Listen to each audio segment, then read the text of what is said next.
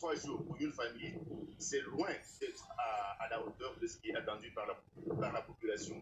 L'accès à l'eau est devenu un luxe pour Mayotte aujourd'hui, quand on sait à quel point la population est pauvre, avec plus de 77% avant le cyclone de la population qui vivait sous le seuil de pauvreté.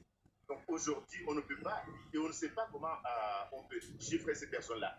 Et les personnes qui ont perdu leur emploi aujourd'hui par rapport au passage du cyclone, les nombres d'entreprises qui sont fermées, tout ça, comment on va accompagner ces populations pour qu'ils puissent vivre dignement. Donc ce sont des questions auxquelles nous voulons des réponses. Bien sûr, j'ai une dernière question pour vous concernant le bilan, avec toujours cette espèce de flou, de mystère autour des chiffres réels. On nous parle de 39 morts officiellement, mais on sait aussi depuis le passage de Chido que, enfin, on entend dire beaucoup que ça peut pas être